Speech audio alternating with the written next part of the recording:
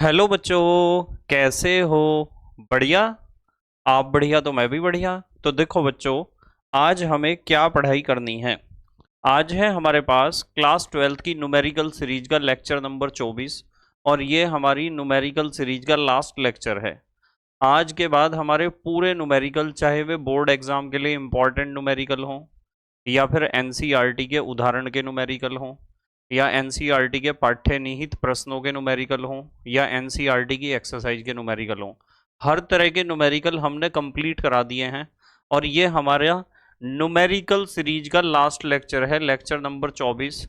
हम इसमें पढ़ेंगे रासायनिक बलगतिकी के एनसीईआरटी के आंकिक प्रश्न, जो कुछ क्वेश्चन हमारे लगभग 8-9 क्वेश्चन छूटे हुए हैं एनसीईआरटी के। उन लास्ट के 8-9 क्वेश्चन को सॉल्व करेंगे और आज हमारी न्यूमेरिकल सीरीज कंप्लीट हो जाएगी। ठीक है बेटे, तो जल्दी से आप अपनी नोटबुक निकाल लो।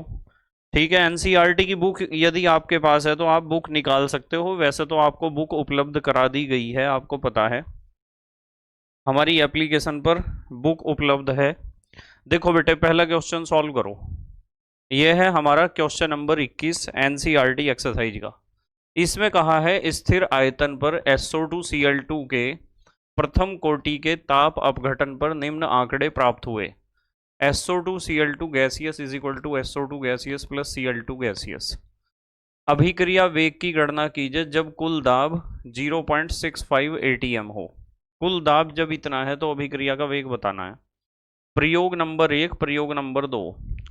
समय दे रखा है सेकंड में। 0 सेकंड पर तो कुल दाब था 0.5 और 100 सेकंड पर कुल दाब था 0.6 ATM यानी वायुमंडल। और हमें बताना है कि अभिक्रिया का वेग कितना होगा जब कुल दाब होगा 0.65 ATM एटमॉस्फेयर। ठीक है, तो हम सबसे पहले नंबर 1 यहाँ सबसे पहला काम क्या करेंगे, देखो ध्यान से देखना हर एक चीज को। सबसे पहले हमें पता है कि हमारा जो रिएक्शन है ना बेटे, SO2Cl2 है, ये SO2Cl2। और SO2Cl2 टूट रहा है किसमें? SO2 प्लस Cl2 में टूट रहा है। ठीक है, इसमें ये टूट रहा है। तो हमें ध्यान ये रखना है कि P0 यानी प्रेशर, कुल दाब कितना होगा 0 सेकंड पर, और फिर देखना है कुल दाब कितना होगा कितने सेकंड पर, 100 सेकंड पर। 0 सेकंड पर कुल दाब देखना है और 100 सेकंड पर। इन्होंने कहा है कि 0 सेकंड पर कुल दाब 0.5 था, तो वो सारा दाब SO2Cl2 का ही तो होगा, 0.5 ATM। आपको पता है 0 सेकंड पर ना तो ये बना है ना तो ये बना है। फिर आपको देखना है 100 सेकंड पर कुल दाब। 100 सेकंड पर कुल दाब इन्होंने दिया है 0.6। हमें पता है कि SO2Cl2 का 0 सेकंड पर दाब 0.5 था, तो 0.5 में से मान लो x दाब इसका घट गया है। कितना दाब घटा है? x। तो आपको पता है जब SO2Cl2 का 1 मोल टूटता है तो 1 मोल SO2 का बनता है, 1 मोल बनता है CO2 का। तो 0.5 में से x टूट गया दाब, यानी x दाब घट गया। तो पक्की बात है इसका x दाब पैदा हुआ होगा और इसका भी x दाब पैदा हुआ होगा, ये बात पक्की है। तो यदि मैं आपको कहूं कि भाई 0 सेकंड पर कुल दाब कितना था, 0 सेकंड पर कुल दाब था 0.5 plus 0 plus 0 is equal to 0.5 ही था, जैसा कि यहाँ दे रखा है। 0 सेकंड पर मिश्रण, अभिक्रिया मिश्रण का कुल दाब 0.5 वायुमंडल था या ATM। 100 सेकंड पर कुल दाब यदि आपको निकालना है तो this plus this plus this is equal to 0.6 के इक्वल रखोगे आप कुल दाब अभिक्रिया मिश्रण का। इसलिए आप लिख सकते हो 0.5 माइनस एक्स, ये दाब तो इसका है SO2Cl2 का, प्लस SO2 का दाब कितना है 100 सेकंड पर, x ATM, और Cl2 का भी कितना है, x ATM। और इस इन तीनों का कुल दाब मिलाकर कितना दे रखा है इन्होंने, 100 सेकंड पर कुल दाब दे रखा है 0.6। तो हम यहाँ लिखेंगे 0.6 ATM।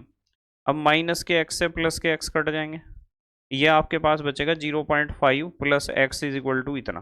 तो यदि x की वैल्यू निकालनी है तो 0.6 में से ये प्लस का 0.5 उधर जाके माइनस का 0.5 हो जाएगा। इसलिए हम लिख सकते हैं x is equal to 0.6 minus 0.5। तो हमारे पास x की वैल्यू आ गई बेटे, कितनी आई 0.1 ATM। इस वैल्यू को हम सुरक्षित रख देते हैं। लो, इस वैल्यू को सेव कर दिया हमने, सुरक्षित कर दिया। x की वैल्यू आ गई हमारे पास। अब हम बता सकते हैं बिल्कुल हर एक हालत में, अब एक चीज बता सकते हैं, अब हम बता सकते हैं कि 100 सेकंड पर SO2Cl2 का दाब कितना था, क्योंकि x की वैल्यू मिल गई ना आपको। हमें पता है 0 सेकंड पर SO2Cl2 का दाब था 0.5। 100 सेकंड पर SO2Cl2 का दाब कितना होगा, 0.5 में से x की वैल्यू हटानी है और x का वैल्यू आपने निकाल लिया ये।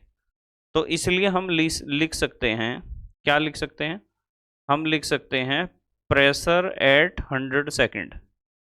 SO2Cl2 का प्रेशर देख रहे हैं हम, कितना था 0.5 माइनस एक्स था, और ये हो गया बेटे 0.5 माइनस 0.1, कितना रह जाएगा 0.4।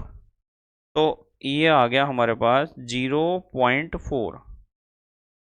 इसका मतलब ये है, यहां लिख देता हूं, 100 सेकंड पर दाब आ गया हमारे पास 0.4 ATM, और इस दाब को भी हमने सुरक्षित कर लिया। अब देखो यहां तक समझ में आया क्या आपके, मतलब हमें इस बात का पता है कि भाई P0 की वैल्यू हमारे पास कितनी थी 0.5 थी, 0 सेकंड पर इसका दाब इतना है, इतने ATM, और 100 सेकंड पर इसका दाब आ गया 0.4। तो आप प्रथम कोटि की अभिक्रिया का समाकलित वेग समीकरण लगा दोगे और k का वैल्यू निकाल सकते हो। पहले तो स्क्रीनशॉट ले लो जल्दी से, ले लिया बेटे स्क्रीनशॉट, ठीक है। मैं इन्हें इस्तेमाल करूंगा, प्रारंभिक दाब और अंतिम दाब। अब देखो ध्यान से, देखो बेटे आपने फार्मूला पढ़ रखा है, चूंकि k इज इक्वल टू, प्रथम कोटि की अभिक्रिया का ही न्यूमेरिकल एग्जाम में आएगा आपके, 2.303 अपॉन टी लॉग प्रारंभिक दाब P0 और अंतिम दाब P100। आप इस फार्मूले को तो बखूबी समझते होंगे, बहुत सारे न्यूमेरिकल हमने कर लिए इस फार्मूले के ऊपर।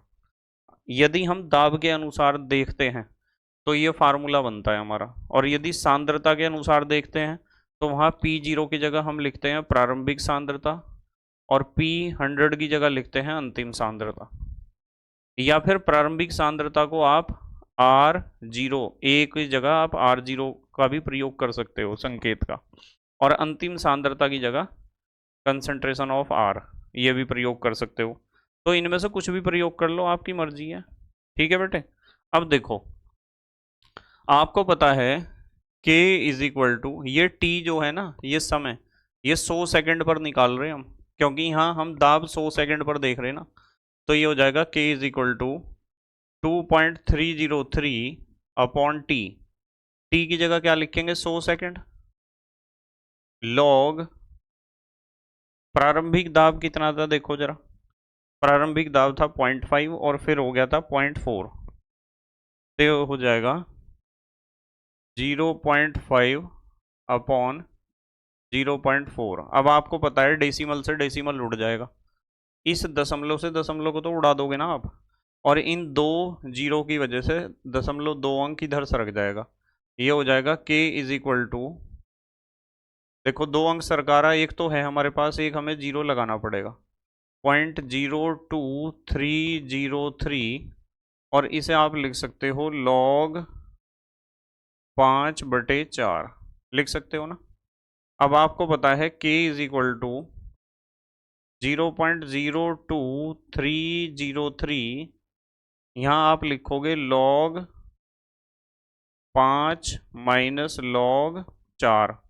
अब log 5 और log 4 की वैल्यू मैंने आपको सिखा रखी है, 0.02303, log 5 की वैल्यू कितनी सिखा रखी है 0.6989, तो 0.6989, और log 4 की वैल्यू होती है log 2 की दुगनी यानी 0.6020। यहाँ आप लिख सकते हो 0.6020, ठीक है बेटे।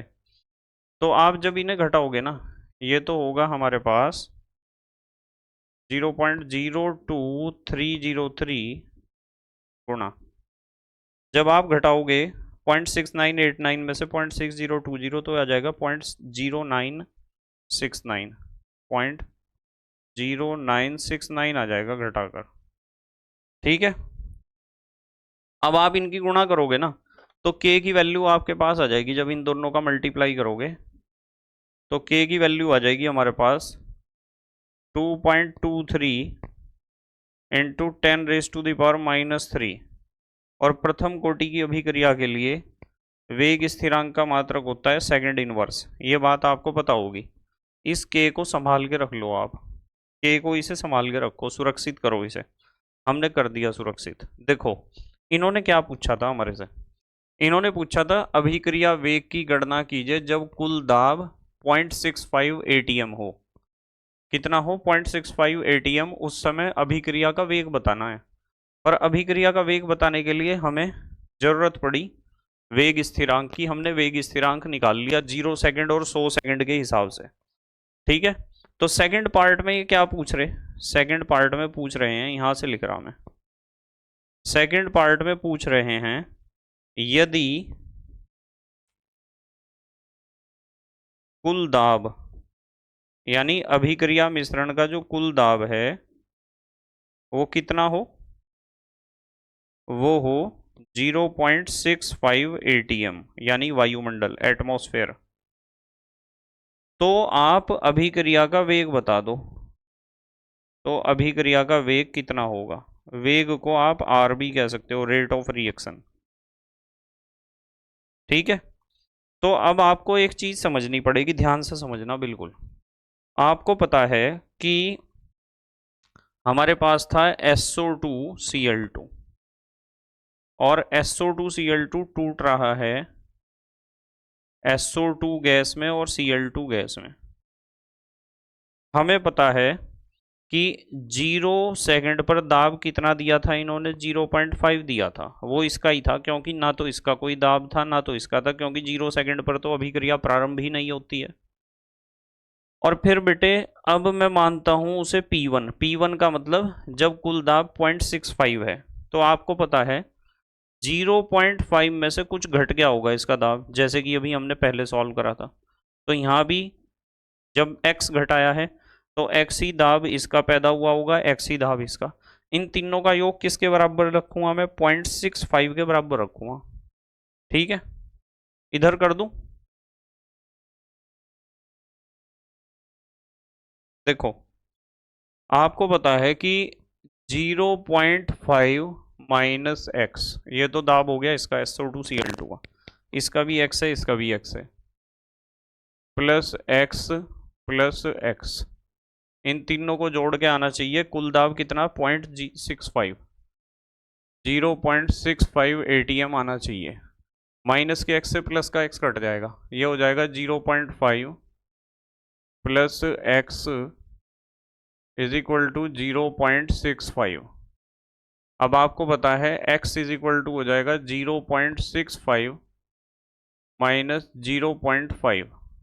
ठीक है, कितना बचेगा बताओ? 0.15 ही तो बचेगा भाई। 0.5 को 0.50 लिख सकते हो आप। 5 में से 0 गए 5, 6 में से 5 गया 1, तो हमारे पास x की वैल्यू आ गई। और अब आपको सबको पता है कि जो x की वैल्यू आई है उस x की वैल्यू को यहाँ रखना है हमें, और जब यहाँ x की वैल्यू रखेंगे तो आपके पास P1 की वैल्यू आ जाएगी, SO2Cl2 के उस दाब की वैल्यू आ जाएगी जो 0.65 कुल दाब पर काम कर रहा है। ठीक है बेटे, तो इसलिए मैं लिखूंगा, इसलिए लिखूंगा P1 is equal to P1 कह दिया बस वैसे ही से। इन्होंने समय तो नहीं दिया था ना कितने सेकंड पर है। P1 था 0.5 माइनस एक्स, और x की वैल्यू आपने निकाल ली, ये हो गया 0.5 माइनस 0.15। 50 में से 15 गए। ठीक है, इसे 0 भी तो लिख सकते हो, यहाँ कोई दिक्कत तो नहीं है इसमें। तो 0.35 बचेगा ना, 0.35। तो P1 की वैल्यू ये आ गई हमारे पास। अब बताओ, आप लगा सकते हो क्या फार्मूला? आपके पास P1 की वैल्यू भी आ चुकी है। P0 आपके पास कितना है? इतना है। P1 आपके पास आ गया। और वैसे उन्होंने P1 का ही हिसाब हमारे से पूछा था कि जब 0.65 टोटल दाब होगा वायुमंडल में, एटमॉस्फेयर में, तो अभिक्रिया का वेग कितना होगा। तो यदि आप वेग नियम से चलोगे ना बेटे, वेग नियम से चलोगे, तो rate of reaction is equal to rate constant और दाब, उस समय दाब जिस समय पूछा गया हो। प्रथम कोटि की अभिक्रिया है, तो प्रथम कोटि की अभिक्रिया में अभिक्रिया का जो वेग होता है वो केवल एक अणु की सांद्रता पर निर्भर करता है, और यहाँ हम सांद्रता को ना देखकर दाब को देख रहे हैं। तो ये वेग नियम लगाया हमने, ये जो लिखा ना मैंने यहाँ, ये लगाया है वेग नियम। मैं लिख देता हूँ, वेग नियम लगाया है। वेग नियम से, आप इसे वेग नियम भी कह सकते हो, वेग व्यंजक भी कह सकते हो। थ्योरी की क्लासेस में पूरा पढ़ाया है मैंने इसके बारे में। तो ये हो जाएगा R इज इक्वल टू के की वैल्यू आपने निकाल रखी है 2.23 इंटू 10⁻³ 2.23 इंटू 10⁻³ इंटू P1 आपने निकाल लिया, इसकी बस 0.35 में मल्टीप्लाई करनी है। तो जब आप मल्टीप्लाई करोगे तो ये आ जाएगा 7.8 गुणा 10 की घात -4, R इज इक्वल टू 7.8 गुणा 10 की घात -4। ठीक है, ये हमारी गुणनफल आएगा। और यदि इसकी मात्रक की बात करें तो वायुमंडल में दाब देख रहे थे ना, तो इसका मात्रक होगा वायुमंडल सेकंड इनवर्स, समय सेकंड में देख रहे थे, ये इसका आंसर आ गया। ठीक है बेटे, तो इस तरीके से ये क्वेश्चन हमें सॉल्व करना है। अब ये क्वेश्चन इंपॉर्टेंट है बेटे, बताऊं क्यों है इंपॉर्टेंट। ये क्वेश्चन इसलिए इंपॉर्टेंट है क्योंकि इस क्वेश्चन में कहीं भी हमें लॉग टेबल की या लॉग के किसी मान की आवश्यकता नहीं पड़ी, हमें जरूरत पड़ी सिर्फ log 5 की और log 4 की, जो बच्चों को याद होता है। तो हमेशा मैं इस बात को बताता हूं कि जिस भी क्वेश्चन में, आप स्क्रीनशॉट ले लो जल्दी से, जिस भी क्वेश्चन में आपको लॉग की वैल्यू वे यूज करनी है जो बच्चों को याद रहती हैं, उस क्वेश्चन के आने के एग्जाम में बहुत ज्यादा चांस होते हैं। ठीक है, स्क्रीनशॉट ले लो, चलो ले लिया स्क्रीनशॉट। चलो अगला क्वेश्चन देखो करके, ये है 23वां क्वेश्चन है हमारी एक्सरसाइज का। 546 केल्विन ताप पर हाइड्रोकार्बन के अपघटन में वेग स्थिरांक 2.418 इंटू 10⁻⁻5 सेकेंड इनवर्स है। ठीक है, पता चल गया सेकेंड इनवर्स से के का मान दे रखा है, प्रथम कोटि की अभिक्रिया है। यदि सक्रियण ऊर्जा 179.9 किलोजूल प्रति मोल हो तो पूर्व घातांकी गुणन का मान ज्ञात कीजिए। कैपिटल ए पूछा है, वो जो कांस्टेंट हम इस्तेमाल करते हैं। देखो इन्होंने टेम्परेचर दे रखा है, कितना दे रखा है टेम्परेचर, 546 केल्विन, यह दे रखा है टेम्परेचर 546 केल्विन हो गया।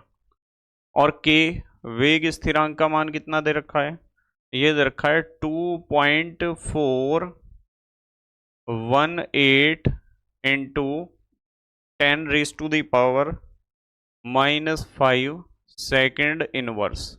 ठीक है बेटे, और ई ए सक्रियण ऊर्जा, एक्टिवेशन एनर्जी, एक्टिवेशन एनर्जी दे रखी है 179.9 किलो जूल प्रति मोल। अब मैं आपको एक बात बताता हूँ, इस किलो जूल को जूल में कन्वर्ट करोगे तो 1000 से गुणा करोगे, और 1000 से गुणा करने का मतलब दशमलव को 3 अंक आगे लेकर जाना है, 179। अब एक अंक तो इसमें 9 है ही, 3 अंक ले जाओगे ना इसे आगे, यहाँ एक तो 9 है ही, 2 अपनी तरफ से 0 लगा लो। ये किलो जूल को जूल में कन्वर्ट कर दिया, जूल प्रति मोल, जूल प्रति मोल में कन्वर्ट कर दिया, ये एक्टिवेशन एनर्जी है। तो इन्होंने पूछा है पूर्व घातांकी गुणन, ए का मान पूछा है, ए का मान। आर का मान आपको पता ही है, इस फार्मूले के लिए आर का मान होता है 8.314 जूल केल्विन इनवर्स और मोल इनवर्स। ठीक है बेटे, चलो फार्मूला लगाओ। फार्मूला मैंने पहले भी न्यूमेरिकल्स में आपको ये बताया है, लॉग के log k is equal to log a, लघुगणक रूप लिख रहे, घातांक रूप नहीं लिख रहे, माइनस ई ए तो पता है सक्रियण ऊर्जा, अपॉन 2.303 आर टी। ये फार्मूला आपके जरूर याद होना चाहिए, ठीक है, ये फार्मूला याद रखना जरूर। अब देखो आपको यहां से निकालना है ए, तो आप एक काम करो, माइनस की वैल्यू इधर log के साथ प्लस में चली जाएगी, तो हम लिख सकते हैं log ए निकालना है ना, log A is equal to, ये log के तो है ही यहाँ, log के, ये माइनस की वैल्यू इधर आ गई प्लस में, plus E A upon 2.303 R T, बस इसमें वैल्यू पुट कर दो आप, सारी चीजें हैं आपके पास। log A is equal to log k का मान दे रखा है 2 पॉइंट ब्रैकेट में लिख देता हूं 2.418 इंटू 10⁻⁻⁵ प्लस ई ए हमने जूल प्रति मोल में निकाला था 179,900 अपॉन 2.303, आर की वैल्यू कितनी होती है, आर की वैल्यू लिखी थी 8.314 और टेम्परेचर कितना था 546 केल्विन, 546 केल्विन। अब देखो यहां दो बातें ध्यान रखनी है आपको, log A is equal to, देखो log 2.418 गुणा 10 की घात -5, इसकी वैल्यू उन्हें देनी पड़ेगी पेपर में, यदि इस तरह का क्वेश्चन एग्जाम में आया तो इसकी वैल्यू log इतने की वैल्यू उन्हें देनी पड़ेगी, और इसकी वैल्यू आती है -4.6184, -4.6184 प्लस, इसे तो कैलकुलेट कर ही लोगे आप, जब आप इसे कैलकुलेट करोगे ये आ जाएगा 17.21, इन दोनों को जोड़ोगे तो आ जाएगा 12.5916,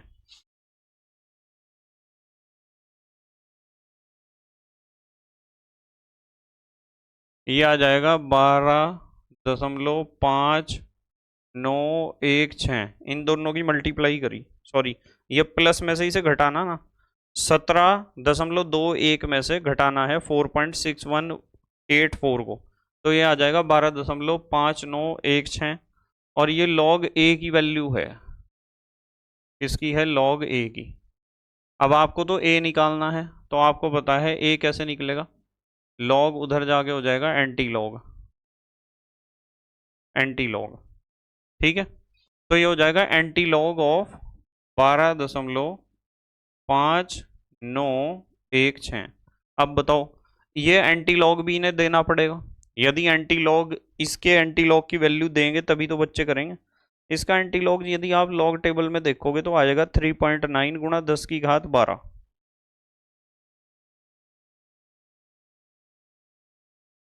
3.9 गुणा 10 की घात 12 सेकेंड इनवर्स, ये आ गया आंसर।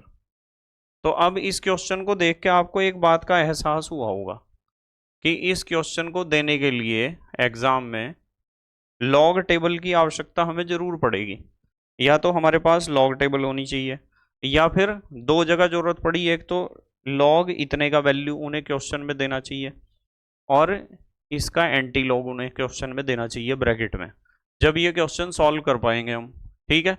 तो खुद अंदाजा लगा लिया करो कि किस तरह के क्वेश्चन के एग्जाम में आने के चांस ज्यादा हैं, इस बात का खुद अंदाजा लगा लिया करो आप, ठीक है बेटे, क्योंकि हमारा लास्ट लेक्चर है न्यूमेरिकल सीरीज का, और इस पूरी सीरीज में मैंने आपको स्क्रीनशॉट ले लो पहले, तो आप ले लिया, पूरी सीरीज में आपको इस बात को बार बार समझाया है कि अपने आप अंदाजा लगाओ कि किस क्वेश्चन के आने के एग्जाम में चांस ज्यादा होते हैं, ले लिया स्क्रीनशॉट। चलो अगला क्वेश्चन करो, देखो बेटे इस क्वेश्चन को, 24वां क्वेश्चन है एक्सरसाइज का, किसी अभिक्रिया A is equal to product के लिए K का मान दे रखा है 2 गुणा 10 की घात -2 सेकेंड इनवर्स है, यदि A की प्रारंभिक सांद्रता 1 मोल प्रति लीटर हो तो 100 सेकंड के पश्चात इसकी सांद्रता क्या रह जाएगी। सिंपल सा क्वेश्चन है, देखते हैं। के का मान दे रखा है 2 गुणा 10 की घात -2 सेकंड इनवर्स। प्रारंभिक सांद्रता R0 से लिख दो, या फिर आप इसे A से भी लिख सकते हो। प्रारंभिक सांद्रता दे रखी है 1 मोल प्रति लीटर, 1 मोल प्रति लीटर, और 100 सेकंड की बात कर रखी है, तो T बराबर लिखेंगे हम 100 सेकंड। 100 सेकंड। अंतिम सांद्रता R पूछी है इन्होंने, R लिख दो, या फिर आप लिख सकते हो A माइनस एक्स। इसकी वैल्यू पूछी है कि कितनी होगी, कितने मोल प्रति लीटर होगी। फार्मूला लगाओ, K is equal to 2.303 upon T log प्रारंभिक सांद्रता अपॉन अंतिम सांद्रता। ये फार्मूला सब बच्चों के याद होगा, बार बार प्रथम कोटि की अभिक्रिया का समाकलित वेग समीकरण पूछा जाता है ना। तो K का मान तो दे ही रखा है इन्होंने, K का मान दे रखा है 2 गुणा 10 की घात -2 is equal to 2.303 upon T कितना था, 100 सेकंड, लॉग प्रारंभिक सांद्रता कितनी थी, 1, और यहाँ तो R ही लिख लो आप, चलो ऐसे लिख लो। अब आपको पता है कि 10 की घात -2 है, तो 0.2 अंक इधर सरका दूं मैं, ये हो जाएगा 0.2 अंक इधर सरका देते हैं, ये हो जाएगा 0.02, सरक गया, बराबर इन 2 जीरो की वजह से 0.2 अंक इधर सरका दो, ये हो जाएगा 0.02303। ठीक है ना, 0.0 थोड़ा सीधा लिखूं इसे, देखो 0.02303, और इसका बताइए आपको इसे कैसे लिखना है, लॉग 1 माइनस लॉग R, और लॉग 1 की वैल्यू कितनी होती है, 0। ठीक है, लॉग 1 की वैल्यू कितनी होती है, 0। तो इसे तो लिखने की जरूरत नहीं, इसे ब्रैकेट में ले लो एक, कभी कंफ्यूजन हो तो हम लिख सकते, इसे तो अपॉन में ले जा रहा मैं, इसके 0.02 के अपॉन में चला गया 0.02303, और लॉग 1 को लिखने की जरूरत नहीं, ये हो गया माइनस का लॉग कंसंट्रेशन ऑफ R। ठीक है ना। अब आपको पता है इस चीज का कि जब आप इसे भाग करोगे ना, ये आ जाएगा 0.8684, 0.8684, 0.8684 इज इक्वल टू, इधर क्या है, माइनस का लॉग R, माइनस का निशान तो उधर ही ले जाओ, ये हो जाएगा log R is equal to minus के 0.8684 लिख दूं। अब आपको थोड़ा एहसास हो रहा होगा कि इस क्वेश्चन के एग्जाम में आने के चांस कितने हैं। तो R is equal to log उधर जाके क्या हो जाएगा, antilog, antilog, antilog निकालना है किसका, -0.8684 का। अब इसका एंटी लॉग तो उन्हें पेपर में क्वेश्चन में देना पड़ेगा हमें, जब जाके हम इसे करेंगे क्वेश्चन को। इसका एंटी लॉग यदि आप एंटी लॉग टेबल से देखोगे तो आ जाएगा 0.135 आ जाएगा। R इज इक्वल टू 0.135 मात्र क्या होता है, मोल प्रति लीटर, मोल प्रति लीटर। तो ये आया हमारा आंसर। अब इसमें तो लॉग टेबल तो देने के नहीं, में पक्की बात है, पर लॉग की वैल्यू तो देनी पड़ेगी ना। ठीक है बेटे, स्क्रीनशॉट लो जल्दी से, स्क्रीनशॉट लो, ले लिया स्क्रीनशॉट। चलो अगला क्वेश्चन करके दिखाओ, ये है हमारा अगला क्वेश्चन।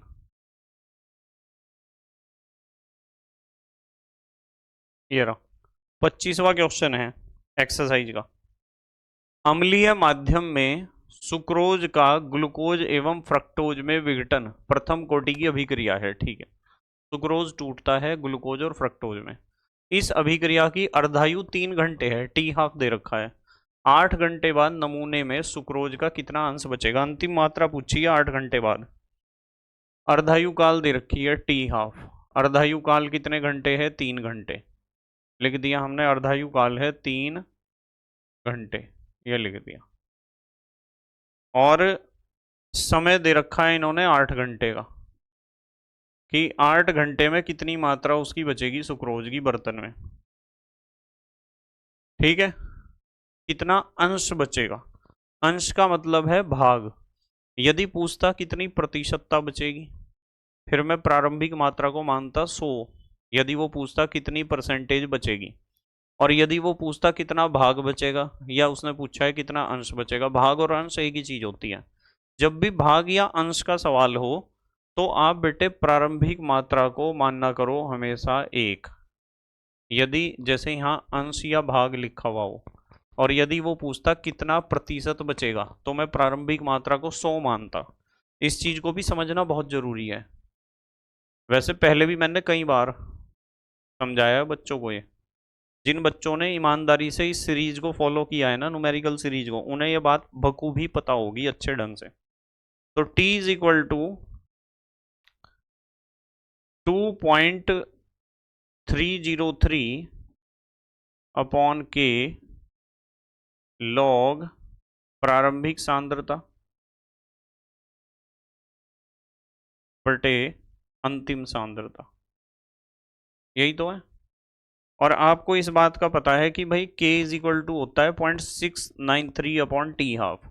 तो हम लिख सकते हैं T कितने घंटे में पूछा था? 8 घंटे में। T की जगह तो 8 लिख दो। 2.303 K की जगह लिख दो 0.693 upon T half. T half दे रखा है इन्होंने। लॉग प्रारंभिक सांद्रता 1 है, अंतिम सांद्रता हमें बतानी है। अब देखो, आपको बताया टी हाफ तो ऊपर चला जाएगा यहाँ गुणा में। ठीक है, चलो देखो, ये हो जाएगा 8 इज इक्वल टू 2.303 अपॉन 0.693, और टी हाफ की वैल्यू रखी दो, सीधी ऊपर तो ले जाओ, रखी दो। टी हाफ दे रखा था 3 घंटे, और इसका पता है आपको यहाँ क्या होगा? ये हो जाएगा log 1 minus log concentration of R।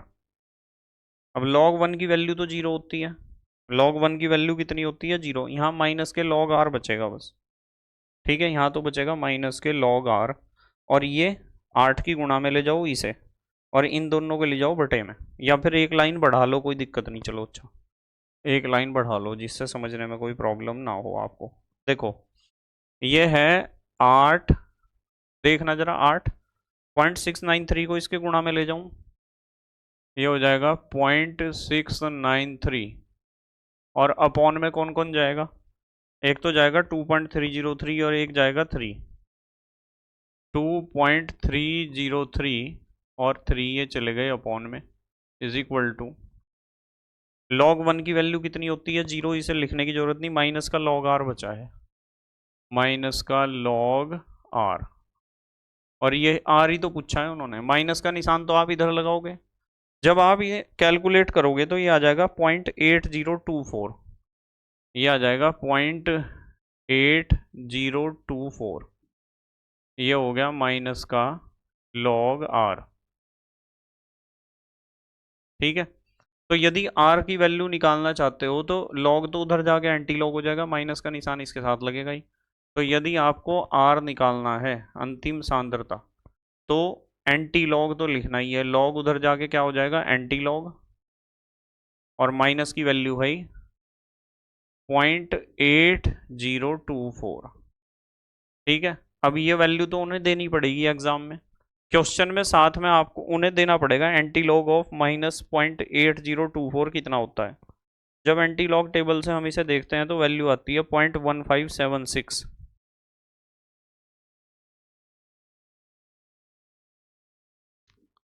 0.1576 मोल प्रति लीटर या मोल लीटर इनवर्स, ये आया हमारा आंसर। ठीक है बेटे, ये ये हमारा आंसर है। इस तरीके से इस क्वेश्चन को सॉल्व करना है। जल्दी से स्क्रीनशॉट लो, स्क्रीनशॉट लो बेटे। ले लिया स्क्रीनशॉट? चलो अगला क्वेश्चन देखो। 26वां क्वेश्चन है हमारी एनसीईआरटी एक्सरसाइज का। हाइड्रोकार्बन का विघटन निम्न समीकरण के अनुसार होता है, ई ए की गणना कीजिए। सक्रियण ऊर्जा हमें बतानी है। इसमें के का मान दे रखा है 4.5 इंटू 10⁻11 सेकेंड इनवर्स। के का 4.5 इंटू 10⁻11 सेकेंड इनवर्स ई की पावर -28,000 KT। वाह क्या बढ़िया सवाल है, डर जाएंगे बच्चे तो इस क्वेश्चन को देखते ही। देखो बहुत आसान क्वेश्चन है, ध्यान से समझना है आपको। यदि आप आर्हेनियस समीकरण के अनुसार चलते हो ना, यहां हम लिखते हैं आर्हेनियस, इसकी तुलना करनी है आर्हेनियस समीकरण से जो उसका घातांक रूप है। तो आर्हेनियस समीकरण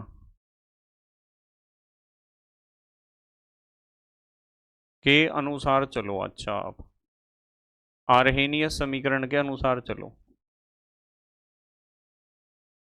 आर्हेनियस समीकरण का घातांक रूप पढ़ाया था, k इज इक्वल टू ए ई की power minus E A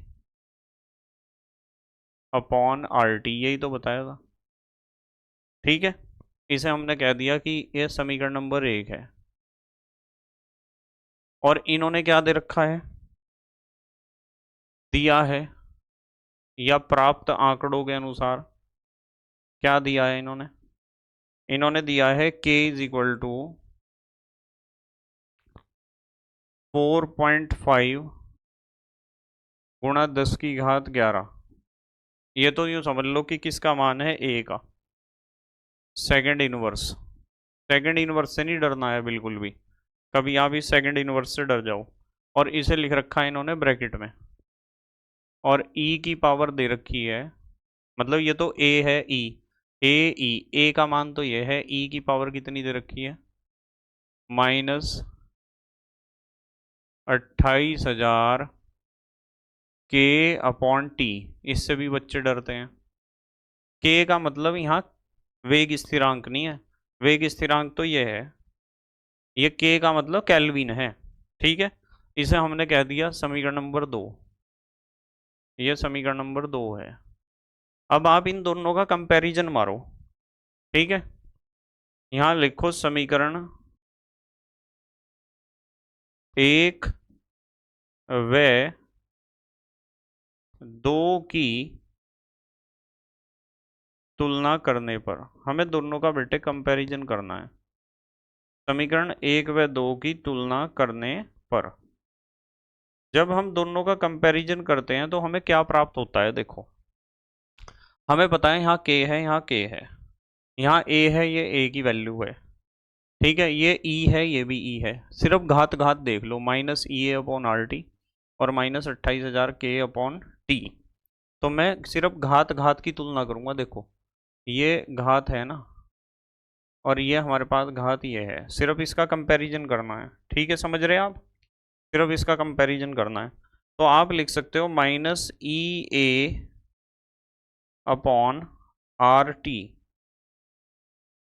is equal to -28,000, 28,000 था ना, माइनस के 28,000 के अपॉन में क्या है, अपॉन टी। अब यहाँ एक चीज है, आप माइनस से तो माइनस काट दोगे और टी से टी काट दोगे, पर आप इस के से डर जाओगे।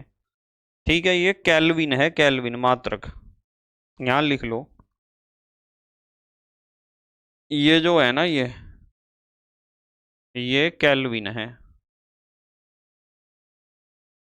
इन्हें लिखना नहीं चाहिए था यहाँ के, केल्विन मात्रक है, ये केल्विन है यानी मात्रक है। कभी कभी आप इसे वेग स्थिरांक समझ लो, कभी वेग स्थिरांक समझ लो, इस बात का ध्यान रखना।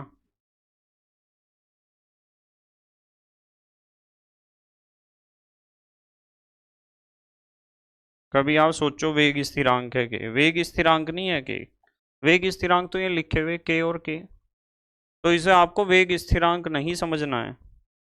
ठीक है, अब हमारे पास क्या निकालना है, हमें क्या पूछा था इन्होंने, ई ए की गणना करो। ई ए, आर को तो फिर मैं उधर गुणा में ले ही जाऊंगा, 28,000 के गुणा में ले जाऊंगा आर को, टी से तो टी कट गया, इसलिए ई ए इज इक्वल टू हो जाएगा 28,000 गुणा आर। अब आर तो पता ही है, आर तो कांस्टेंट है, इसकी वैल्यू तो याद है 8.314 होती है, ये हो जाएगा 28,000 गुणा 8.314, बस इनकी गुणा करोगे तो ये आ जाएगा 2,32,792, 2,32,792, इतना जूल प्रति मोल। मात्रक क्या होगा इसका, जूल प्रति मोल। मोल इनवर्स लिख दूं, ये आ गई आपकी सक्रियण ऊर्जा, ये आंसर आ गया। अब यदि आपको किलो जूल प्रति मोल में देना है उत्तर, तो आपको पता है दशमलव यहाँ से उठा के 1000 से भाग दोगे ना किलो जूल में कन्वर्ट करने के लिए, तो यहाँ ले जाओ दशमलव को, तो जूल प्रति मोल में तो ये आंसर है। और यदि किलो जूल प्रति मोल में देना है तो 232.792, ये आ जाएगा किलो जूल प्रति मोल में, यानी मोल इनवर्स में। आपकी मर्जी है, आप जिसमें आंसर देना चाहो। ठीक है, तो इस तरीके का क्वेश्चन है ये।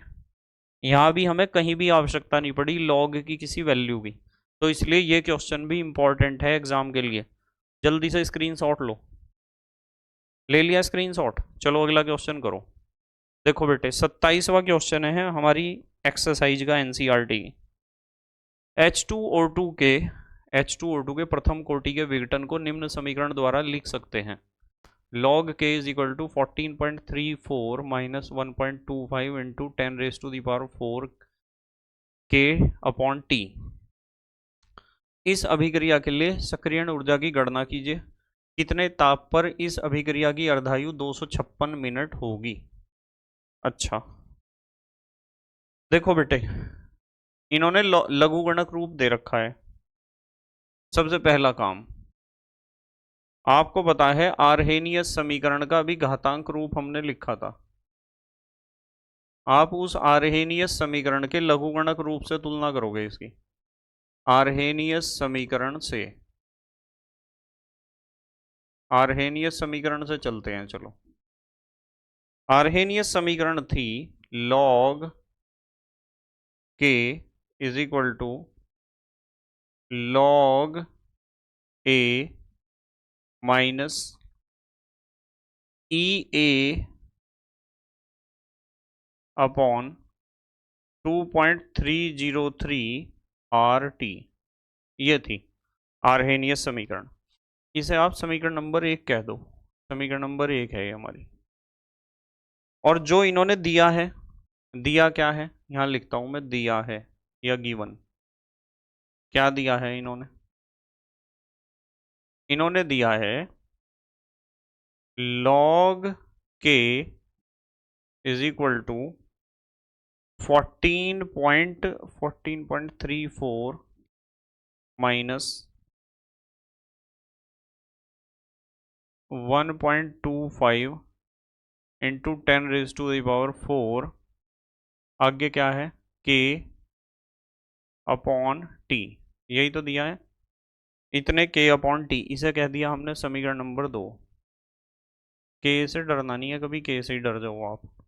आपको पता है k जो है केल्विन है, सिर्फ k क्या है, केल्विन है, यहाँ डरना नहीं है इससे बिल्कुल भी। यहाँ लिख लो आप, k का मतलब क्या है, केल्विन। कभी इसे आप वेग स्थिरांक मान के चल दो, इन्हें देना नहीं चाहिए था। हाँ बच्चे कंफ्यूज होते हैं बहुत ज़्यादा, पर जो एनसीईआरटी में छप गया वो छप ही गया।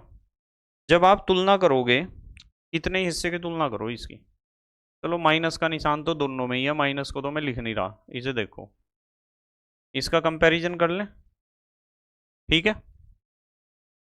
तो यहां लिखता हूं मैं समीकरण 1 व 2 की तुलना करो। चलो तुलना करते हैं दोनों की। ध्यान से समझना है हर एक चीज को बेटे, समझना बहुत जरूरी है।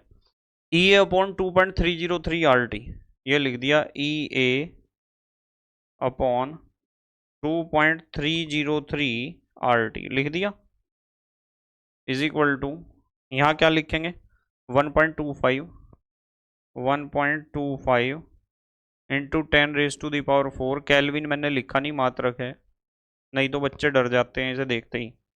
अब आपको पता है कि ये टी से तो टी कट गया, और तो नहीं कुछ कट रहा है हमारा, तो आपको पता है कि 2.303 R इसके गुणा में जाएगा जब ई ए की वैल्यू निकलेगी। ई ए ही तो पूछा था इन्होंने, सक्रियण ऊर्जा, इसलिए ई ए इज इक्वल टू हो जाएगा 1.25 इंटू 10⁻⁴ गुणा 2.303 और गुणा आर। आर की वैल्यू आपको बताइए 8.314 होती है ना, 8.314। आर की वैल्यू रख दी, इस आर को वहां गुणा में ले जा रहे हैं हम, हमने आर की वैल्यू रख दी, यहाँ ब्रैकेट में लिख देता हूँ, आर की वैल्यू रख दी हमने। जब आप इन तीनों की गुणा करोगे तो इन तीनों की गुणा करके आएगा 23.93 गुणा 10⁻⁴। 23.93 गुणा 10⁻⁴ जूल प्रति मोल, इतनी आई एक्टिवेशन एनर्जी या सक्रियण ऊर्जा। अब यदि आप इसे किलो जूल में कन्वर्ट करना चाह रहे हो तो 1000 से भाग करोगे। जब 1000 से भाग करोगे यानी 10⁻³ से, तो 10⁻³ से 10⁻³ तो चली जाएंगी, 10⁻1 बचेगी, और एक 10 की घात बचेगी, उसकी वजह से 0.1 अंक आगे आ जाएगा। पता है ना इस बात का। तो जूल को किलो जूल में कन्वर्ट करने के लिए 1000 से भाग करोगे और ये आ जाएगा 239.3 किलो जूल प्रति मोल। तो इन दोनों में से जूल प्रति मोल में आंसर देना है तो जूल प्रति मोल में दे दो, और किलो जूल प्रति मोल में देना है तो किलो जूल प्रति मोल में दे दो। आधा सवाल तो हमारा हो गया। आधा सवाल पता क्यों बचा है, कितने ताप पर इस अभिक्रिया की अर्धायु 256 मिनट होगी। स्क्रीनशॉट लो पहले जल्दी से इसका, ले लिया, ठीक है। अभी बताते हैं अगला सवाल, अगला पार्ट किस तरह होगा। देखो देखो, इन्होंने पूछा कितने ताप पर, सेकंड पार्ट, इन्होंने पूछा है कितने ताप, कितने ताप, ताप का मतलब क्या है, यहाँ टी है, ताप का मतलब क्या है टी, ठीक है। कितने ताप पर अर्धायु, कितनी थी अर्धायु, 256 मिनट, 256 मिनट, 256 मिनट होगी, या मिनट क्या है, इसे सेकंड में कन्वर्ट करो। 256 गुणा मिनट को सेकंड में 60 से गुणा कर दें, इतने सेकंड। ये पूछा है इन्होंने सेकंड पार्ट में कि कितने ताप पर होगा ऐसा, ठीक है। देखो इन्होंने क्या दे रखा था हमें, एक समीकरण दे रखा था इन्होंने, इन्होंने दे रखा था log k is equal to 14.34, अभी दिखा दूंगा मैं, 14.34 माइनस 1.25 गुणा 10⁻⁴ k अपॉन टी, यही तो दे रखा था इन्होंने, ठीक है। देखो ये दे रखा था log k is equal to 14.34 minus 1.25 into 10⁻⁴ kelvin upon पूरे के अपॉन में टी, यही तो दे रखा था। देखो हमें पता है k को हम कैसे लिख सकते हैं, इन्होंने अर्धायुकाल पूछा है ना, कितने ताप पर अर्धायुकाल इतना होगा, तो k की जगह आप लिख सकते हो 0.693 अपॉन टी हाफ, लिख सकते हो 0.693 अपॉन टी हाफ, बाकी जो का त्यों लिख दो अभी, 14.34 माइनस 1.25 इंटू 10⁴ अपॉन टी। ये टी ही पूछा है इन्होंने, कितने ताप पर। ये हो जाएगा लॉग 0.693 अपॉन टी हाफ कितना दिया है, अर्धायुकाल 256 गुणा 60। सेकंड में कन्वर्ट कर लिया था, 256 मिनट गुणा 60। अब ये सेकंड में हो गया कन्वर्ट। ये हो गया आपका, जो कहते हो लिख दो 14.34 माइनस 1.25 इंटू 10⁴ अपॉन टी। ठीक है। अब देखो, जब आप इसे कैलकुलेट करोगे ना इतने हिस्से को, तो इतने हिस्से को कैलकुलेट करोगे तो ये वैल्यू आ जाएगी 4.51 इंटू 10⁻⁻⁵। अब आपको एहसास हो रहा होगा कि इसकी वैल्यू लॉग इतने की वैल्यू उन्हें देनी पड़ेगी पेपर में हमें क्वेश्चन के साथ। ये जो का तो है 14.34, इसे भी सॉल्व करेंगे, माइनस 1.25 गुणा 10⁴ अपॉन टी। अब देखो, इसकी वैल्यू में लॉग की देंगे आपको क्वेश्चन में, यदि इस क्वेश्चन को देते हैं। इसकी वैल्यू लॉग टेबल में जब आप देखोगे तो आ जाएगी माइनस के 4.35 is equal to 14.34 minus 1.25 into 10⁻⁴ upon T. ठीक है ना। अब आपको पता है कि टी कैसे निकलेगा। टी कैसे निकलेगा, ऐसे निकलेगा कि ये पूरी वैल्यू माइनस की इधर उठा लो, प्लस की हो जाएगी। ये माइनस के वैल्यू उधर ले जाओ, प्लस की हो जाएगी। 14 और 4 18 दशमलव जो भी कुछ बचेगा। ठीक है। इस पूरे को मैं इधर लेके आ रहा, 1.25 इंटू 10⁻⁴ अपॉन टी। ठीक है। ये वहाँ क्या बचा, 14.34 बचा है, माइनस की वैल्यू उधर जाके प्लस की हो जाएगी 4.35। ठीक है। जोड़ोगे इन्हें, जोड़ के 18.69 आ जाएगा। 1.25 upon T is equal to 18.69। अब आपको टी को तो यहाँ ले जाओ और 18.69 को ले आओ इसके बटे में। यहाँ करते हैं अगला क्वेश्चन, अगला पार्ट इसका। ये हो जाएगा, टी को तो हम यहाँ ले आए, इसलिए T is equal to 1.25 into 10⁻⁴ 1.25 into 10⁻⁴ upon 18.69। इसे तो कर लोगे कैलकुलेट भाई। 1.25 में गुण 10⁴ से मल्टीप्लाई हो रही, तो आप 2 अंक आगे बढ़ा लो। ठीक है, 4 अंक आगे बढ़ा लो, तो ये कितना हो जाएगा, ये हो जाएगा 12,500 हो जाएगा। 12,500 को 18.69 से भाग देनी है, भाग देकर आ जाएगा 669 के लगभग आ जाएगा। तो ये आ जाएगा 669 केल्विन। तो इतने केल्विन टेम्परेचर पर क्या होगा, इतने केल्विन ताप पर अर्धायु काल 256 मिनट होगा। ठीक है, इन्होंने पूछा था कितने ताप पर अर्धायु काल 256 मिनट होगा। इस तरीके से करना है इसका सेकंड पार्ट सॉल्व। जल्दी से स्क्रीनशॉट लो आप। ले लिया बेटा स्क्रीनशॉट। चलो अगला क्वेश्चन देखते हैं। इस क्वेश्चन को करो। 28वां क्वेश्चन है हमारी एनसीईआरटी एक्सरसाइज का, तीसरे पार्ट का 28वां क्वेश्चन है। नए सिलेबस के अकॉर्डिंग चल रहे हैं हम, बिल्कुल नए सिलेबस के। 10 डिग्री सी ताप पर ए के उत्पाद में विघटन के लिए ए इज इक्वल टू प्रोडक्ट के का मान 4.5 इंटू 10⁻³ सेकेंड इनवर्स तथा ई ए सक्रिय ऊर्जा है 60 किलो जूल प्रति मोल है।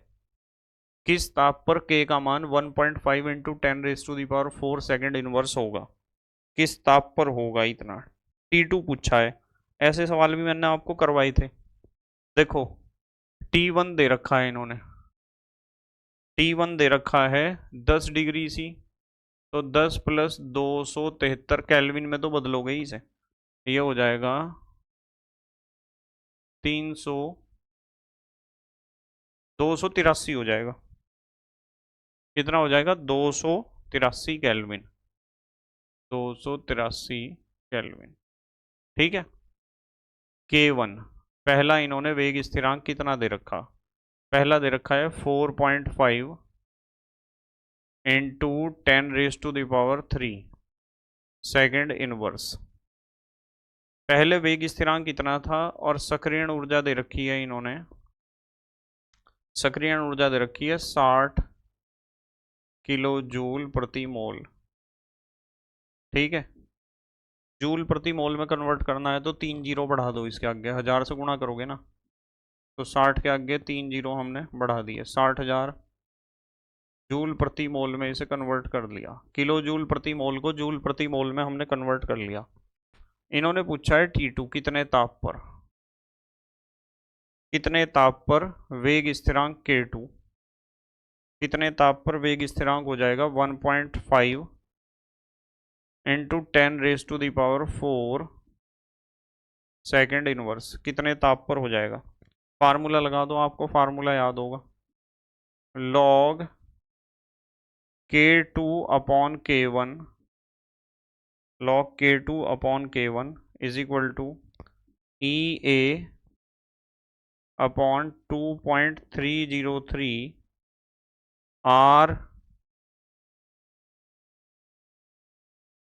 T2 minus T1 upon T1 T2। पढ़ाया था ना? इसके ऊपर न्यूमेरिकल भी कराए थे आपको, देखो न्यूमेरिकल कराए थे इस फार्मूले के ऊपर, याद आ गया होगा। तो ये हो जाएगा लॉग K2 की वैल्यू कितनी है 1.5 इंटू 10⁻⁴ है K2 की वैल्यू, ये दी हुई देखो, अपॉन K1 कितना है 4.3 into 10⁻³ is equal to EA कितना है, सक्रियण ऊर्जा 60 थी, हमने 3 जीरो लगाए थे आगे, अपॉन 2.303। R की वैल्यू आपको पता ही है कितनी होती है 8.314, 8.314 T2 माइनस T1, T2 हमें निकालना है, T2 T1 कितना है 283 अपॉन 283 T2 हमें निकालना है। ठीक है। सबसे पहली बात तो यह है, दशमलव से तो दशमलव उड़ा हो गई, 15 दूनी 30, ये पेन 4 पॉइंट क्या था 4.5 था, ये 4.5 था, देखो 4.3 गलती से लिखा गया, ये था 4.5, ये हो गया 15 × 45 दशमलव से दशमलव उड़ाने के बाद, और यहाँ एक घात बचेगी सिर्फ, तो 10/3 हो जाएगा ये तो हो जाएगा log 10/3 इज इक्वल टू, और जब आप इतने को सॉल्व करोगे, इसे इतने हिस्से को, जब इतने हिस्से को सॉल्व करोगे ना, तो ये आ जाएगा 3133.63, 3133.63 ही आ जाएगा, सॉल्व करके देख लेना। और देखो T2 के बटे में इन दोनों को ले जाओ, थोड़ा सा रफ काम कर रहा है, T2 के बटे में ले गए हम 283 T2 को माइनस के 283 के बटे में ले गए 283 T2 को, दोनों के बटे में, मतलब 283 T2 को इसके बटे में और इसके बटे में अलग अलग ले गए, यहाँ तो आपका इससे ये घटेगा और यहाँ इससे ये घटेगा, यहाँ तो बचेगा 1/283 और यहाँ बचेगा 1/T2, यही तो बचेगा 1/283 और 1/T2। तो मैं इसे लाइन को जो है ना, इन 2-3 लाइनों को ना बढ़ा के सीधा लिख रहा हूँ, यहाँ देखो 1/283 कैसे आया पता चल गया आपको यहाँ से, माइनस 1/T2 कैसे आया आपको पता चल गया। ठीक है, वो रफ काम था।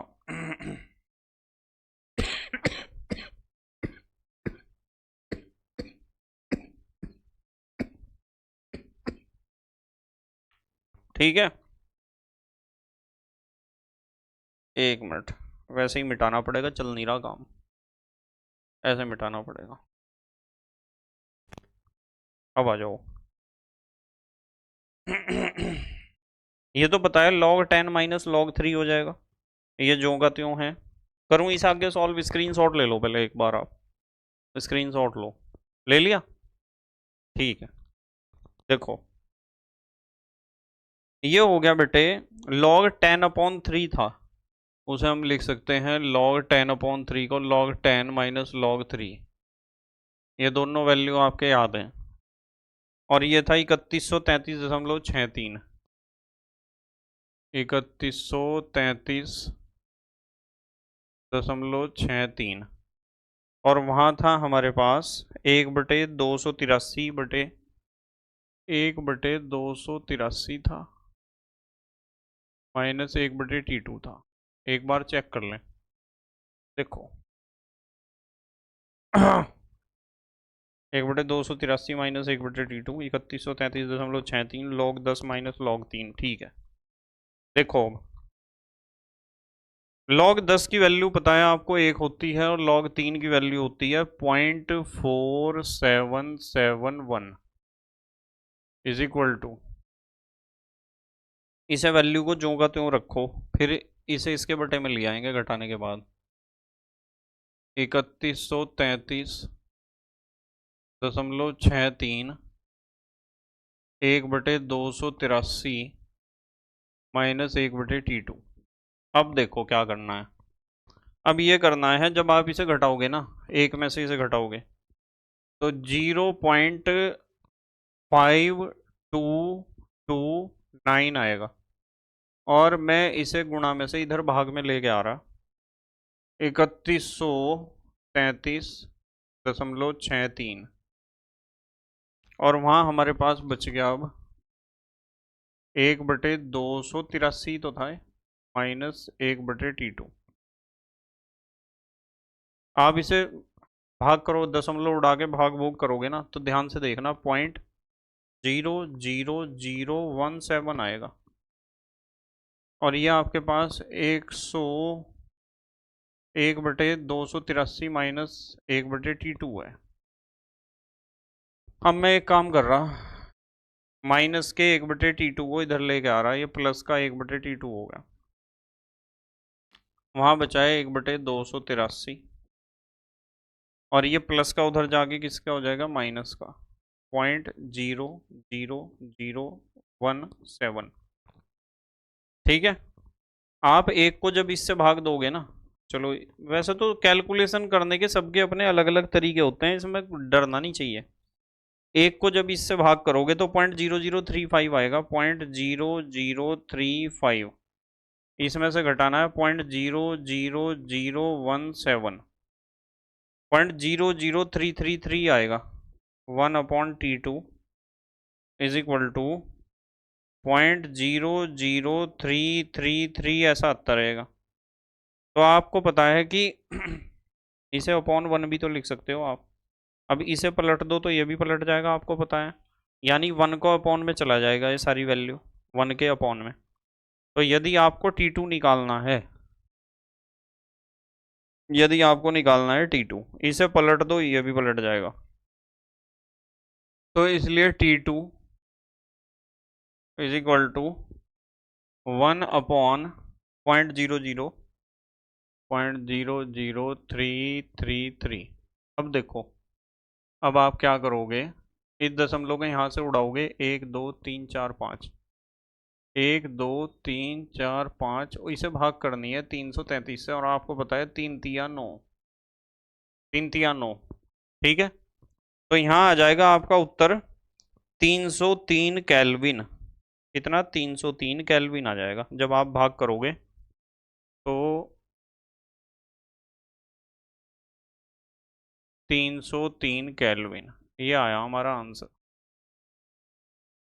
और यदि डिग्री सी में देना है ना, तो आपको पता है कि डिग्री सी में बदलने के लिए आप इसमें से कितना घटाओगे, 273 घटाओगे, 273। तो अब ये डिग्री सी में आ जाएगा, यानी सेल्सियस में, ये आ जाएगा 30 डिग्री सेल्सियस। तो आपकी मर्जी है, आंसर चाहे केल्विन में दे दो चाहे डिग्री सी में दे दो। तो या तो 303 केल्विन का हो या 30 डिग्री सी का हो, दोनों आंसर सही हैं। केल्विन में तो ये आया हमारा आंसर और डिग्री सी में ये आया। ठीक है बेटे, जल्दी से स्क्रीनशॉट लो, आप स्क्रीनशॉट लो। ले लिया? चलो अगला क्वेश्चन करो। 29वां क्वेश्चन है हमारी एक्सरसाइज का। इस क्वेश्चन में कहा है 298 केल्विन ताप पर प्रथम कोटि की अभिक्रिया के 10% पूर्ण होने का समय 308 केल्विन ताप पर 25% अभिक्रिया के पूर्ण होने में लगे समय के बराबर है। 298 केल्विन पर 10% रिएक्शन कंप्लीट होने में जो टाइम लगता है, 308 केल्विन पर 25% रिएक्शन कंप्लीट होने में उतना ही टाइम लगता है। यदि ए का मान 4 गुणा 10 की घात 10 सेकेंड इनवर्स हो तो 318 केल्विन ताप पर के तथा ई ए की गणना कीजिए। भाई इन्होंने दो टेम्परेचर का कंपैरिजन किया है। एक में तो इन्होंने पहला टेम्परेचर तो दे रखा है, इन्होंने कितना 298 केल्विन, और दूसरा टेम्परेचर 308 केल्विन दे रखा है। ये 308 है ना, यही लिख लेता हूँ, T2 है 308 केल्विन। और यदि मैं कहूँ प्रारंभिक सांद्रता ए कह दो, या फिर कुछ बच्चे लिखते हैं इसे ऐसे, प्रारंभिक सांद्रता को, परसेंटेज का सवाल है ना, तो प्रारंभिक सांद्रता को हम यहाँ 100 लिखेंगे। और 298 केल्विन पर कितने परसेंट रिएक्शन हुआ? 10%। तो अंतिम सांद्रता को चाहे तो ए माइनस एक्स से लिख दो, या अंतिम सांद्रता को आप लिख दो कंसंट्रेशन ऑफ आर। कितने परसेंट हुआ? 10%। 100 में से 10% रिएक्शन हो चुका है, तो कितना बचा? 90% बचा होगा। कितना बचा? 90%। ठीक है, और समय हमने मान लिया कि इसमें समय लगा हमारा टी, और वो टी ही वहां लगा होगा जब कह रहे कि इधर 10% और उधर 25% होने में समान समय लगता है, पूर्ण होने में लगे समय के बराबर है। तो यहाँ प्रारंभिक सांद्रता कितनी लें भाई? यहाँ भी परसेंटेज है तो 100 ही मान के चलेंगे हम। प्रारंभिक सांद्रता 100 है, और अंतिम सांद्रता a माइनस एक्स कह दो, या फिर बड़े ब्रैकेट में r को लिख दो। कितने परसेंट हुआ यहाँ रिएक्शन? 25%। तो 100 माइनस 25 यानी 75% बची यहाँ सांद्रता, 100 में से 75%। और समय यहाँ भी उतना ही लगा, समय यहाँ भी कितना लगा? उतना ही। उधर टी मानना तो इधर भी टी ही मान लो। ठीक है। और इन्होंने ए दे रखा है, ए का मान इन्होंने दे रखा है, ए का मान इन्होंने दे रखा है 4 गुणा 10 की घात 10 सेकेंड इनवर्स। 4 गुणा 10 की घात 10, 4 गुणा 10 की 4 गुणा 10 की घात 10 सेकेंड इनवर्स, ये दे रखा है ए का मान। तो ये पूछ रहे हमारे से, क्या पूछ रहे? ये पूछ रहे कि 318 केल्विन पर, 318 केल्विन पर एक तो आप बताओ वेग स्थिरांक, वेग स्थिरांक, और एक बताओ सक्रियण ऊर्जा ई ए। इन दो के मान इन्होंने हमारे से पूछे हैं, इन दो के वैल्यू बताने हैं। तो पहला पार्ट करते हैं सॉल्व। सबसे पहले ई ए निकलेगा यहाँ। ठीक है बेटे, तो ई ए की गणना करते हैं। चलो सक्रियण ऊर्जा को निकालते हैं, सक्रियण ऊर्जा को।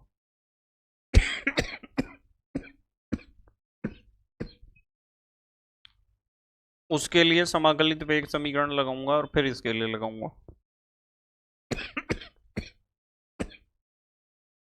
K2 उसके लिए लगा रहा बेटे। K2 is equal to 2.303 upon T log प्रारंभिक सांद्रता 100 थी, अंतिम सांद्रता 75, देख लो उधर वहां, upon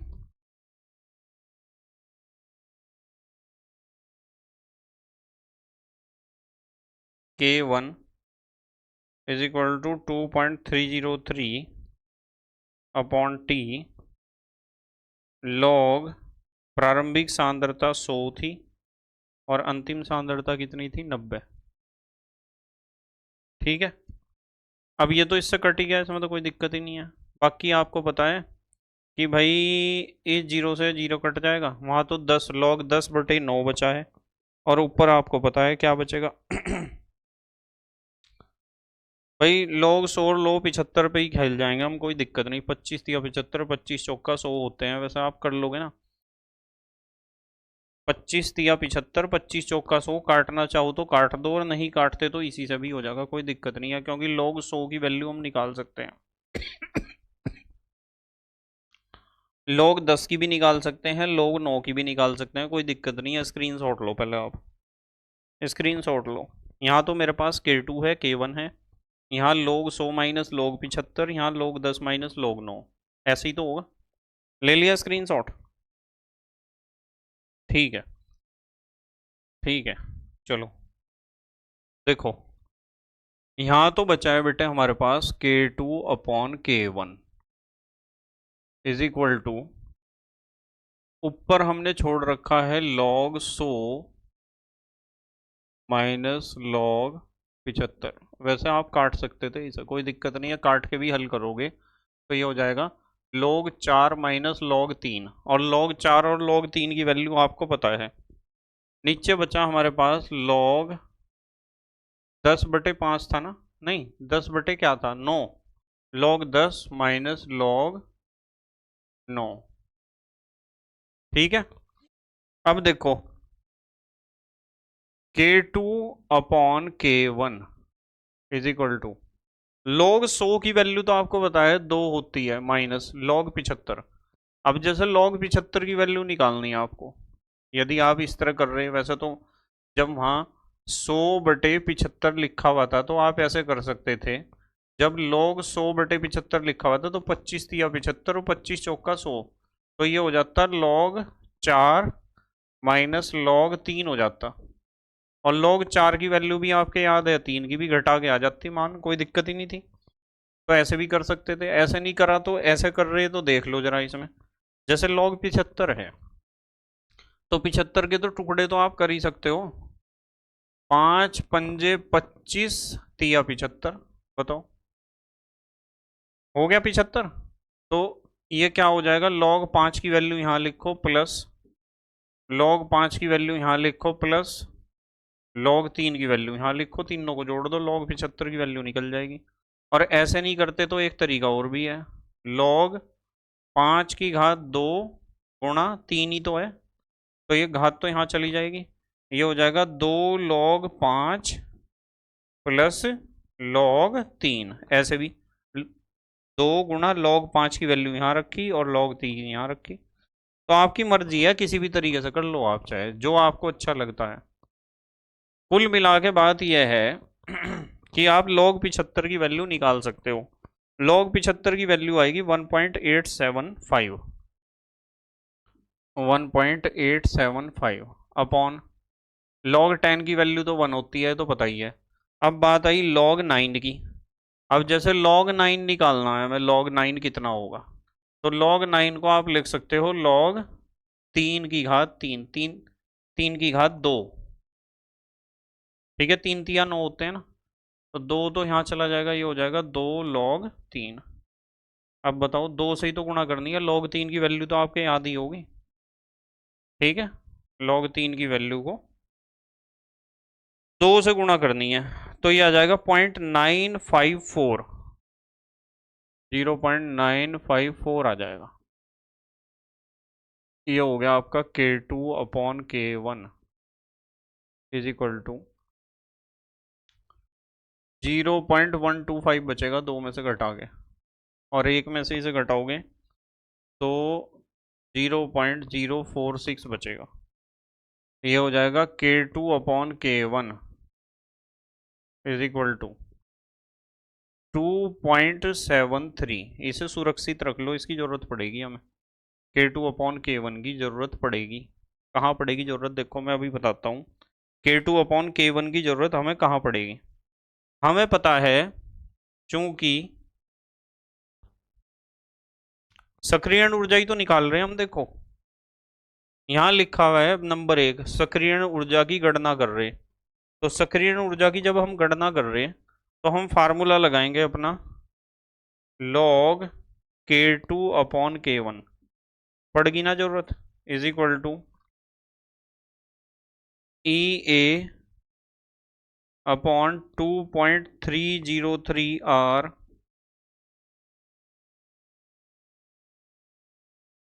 T2 minus T1/T1 T2। ये फार्मूला कई बार यूज करवा दिया आपको, कई बार। अब देखो log K2/K1 की जगह क्या लिखो, 2.73। EA हमें निकालना है 2.303, R की वैल्यू बताइए 8.314। T2 टेम्परेचर,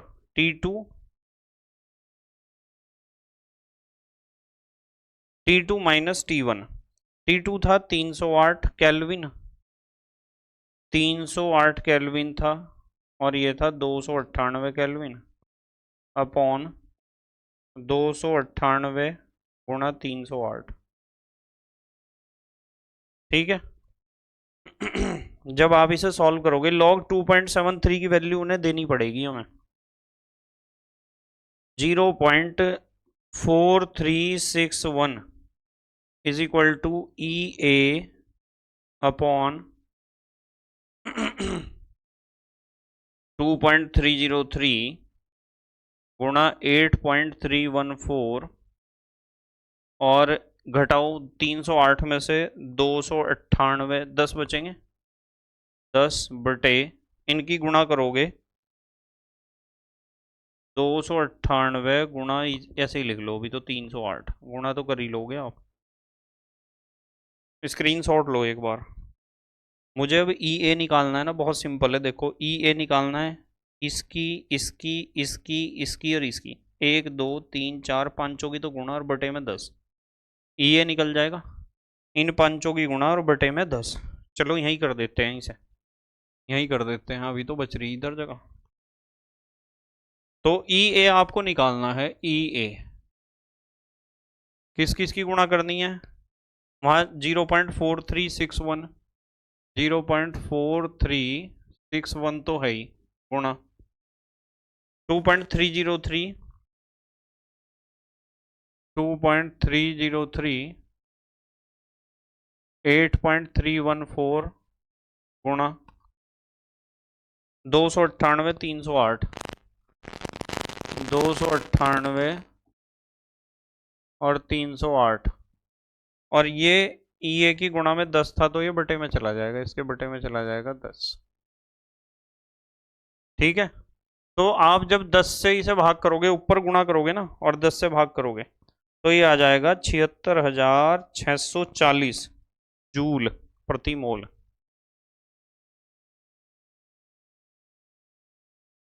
76,640 मात्र क्या होता है, जूल प्रति मोल। ये आ गया, लो आपका आंसर, सक्रियण ऊर्जा निकल के आ गई।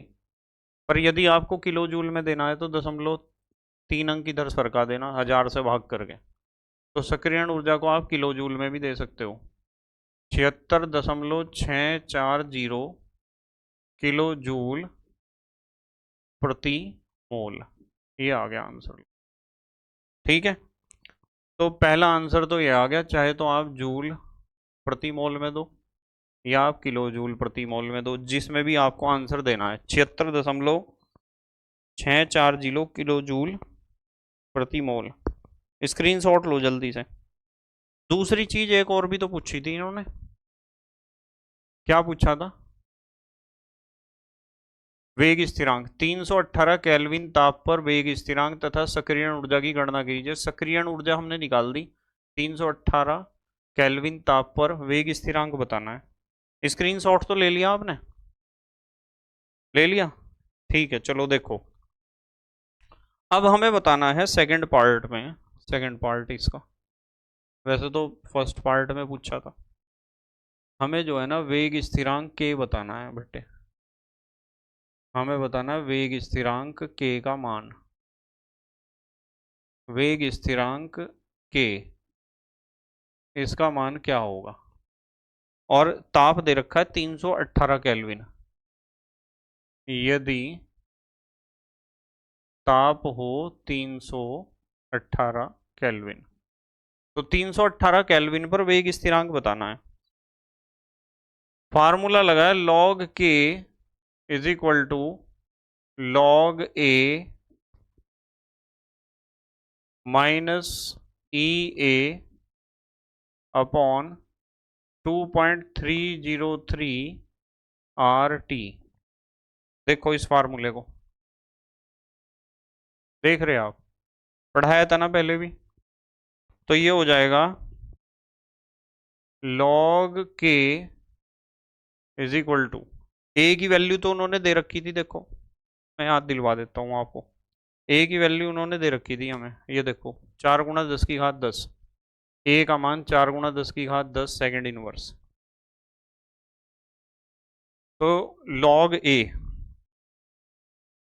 लॉग ए की जगह क्या लिखेंगे, 4 × 10⁻10 माइनस ई ए हमने अभी निकाला है 76,640।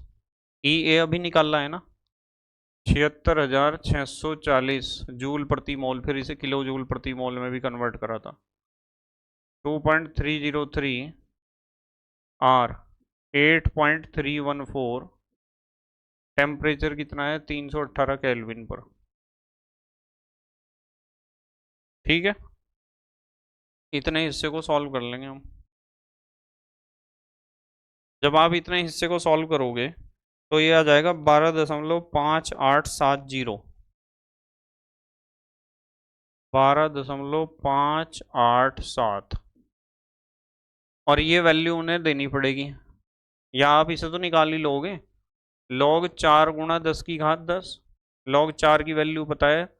और जब देखो मैं थोड़ा सा कराता हूँ रफ वर्क, जब लॉग 4 × 10⁻10 आपको निकालना होता है तो आपको पता है इसे आप लिखोगे log 4 प्लस log 10⁻10, ऐसे ही तो लिखोगे।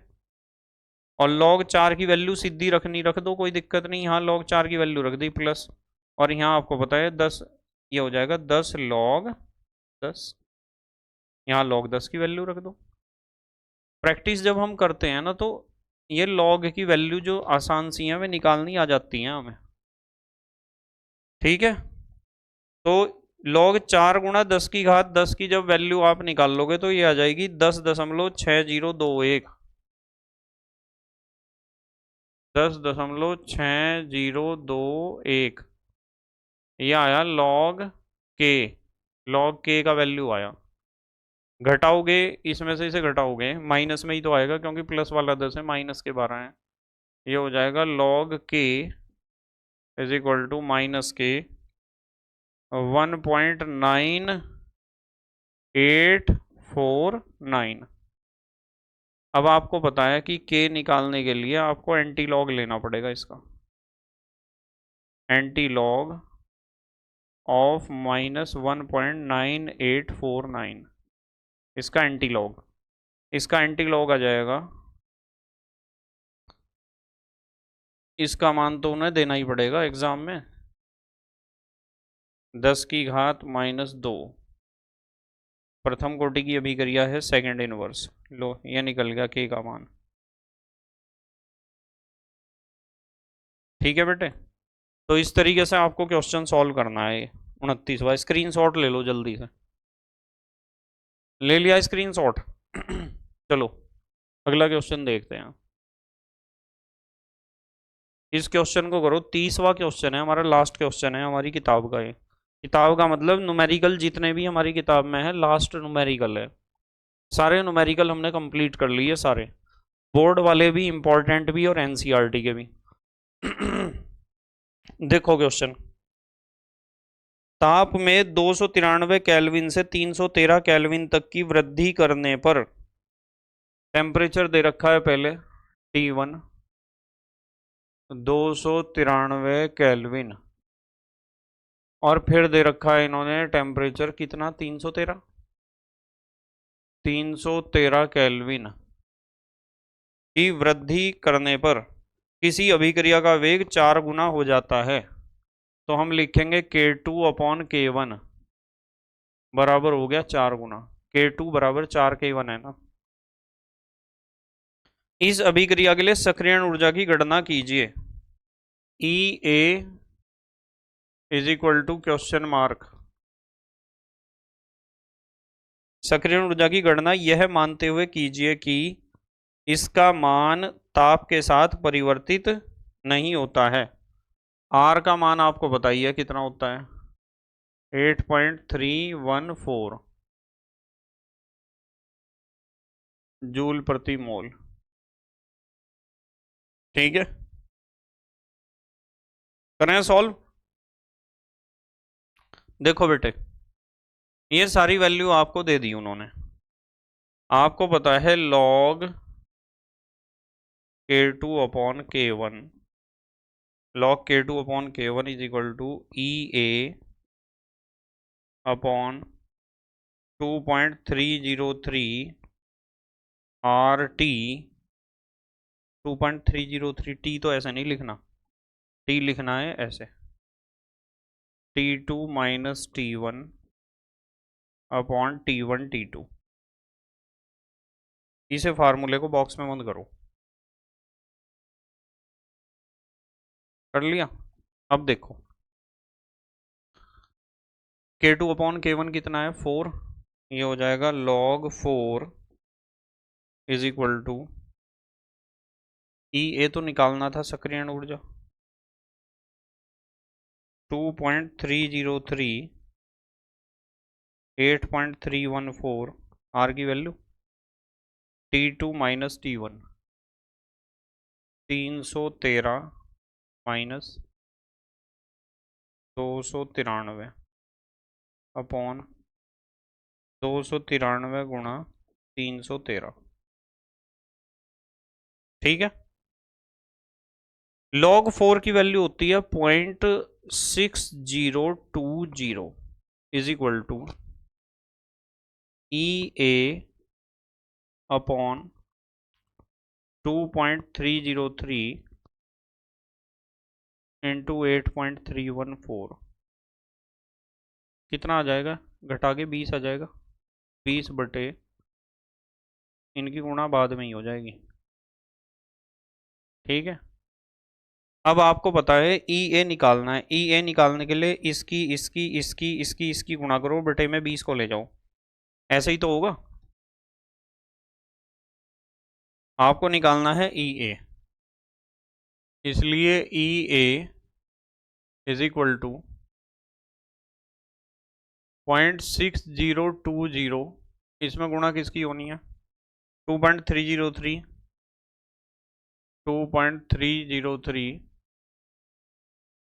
8.314 गुणा 293 313 293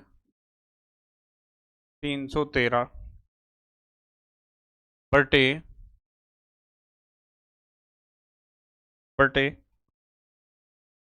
1 2 3 4 5 1 2 3 4 5। ठीक है, बटे में क्या आ जाएगा, 20।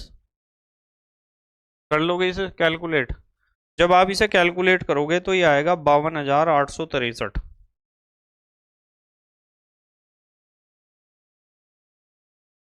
52,863 जूल प्रति मोल, ये आंसर है। और यदि किलो जूल प्रति मोल में देना है तो 1000 से भाग करोगे तो दशमलव को उठा के यहाँ रख देना, 3 अंक पहले। तो आप इस आंसर को किलो जूल में भी दे सकते हो, 52.863 किलो जूल प्रति मोल, ऐसे भी दे सकते हो। दोनों में से कोई सा भी आंसर दे दो। आपने जो है जूल प्रति मोल में भी आंसर दे दिया और किलो जूल प्रति मोल में भी आंसर दे दिया। जल्दी से स्क्रीनशॉट लो बेटे। ले लिया स्क्रीनशॉट? ठीक है, तो बेटे यहाँ जो है हमारे सारे एनसीईआरटी के हर एक न्यूमेरिकल को हमने सॉल्व करा दिया है, हर एक न्यूमेरिकल को। और हमारी न्यूमेरिकल सीरीज यहाँ कंप्लीट होती है। इसके बाद हम स्टार्ट करेंगे, बहुत जल्दी स्टार्ट करेंगे क्वेश्चन सीरीज।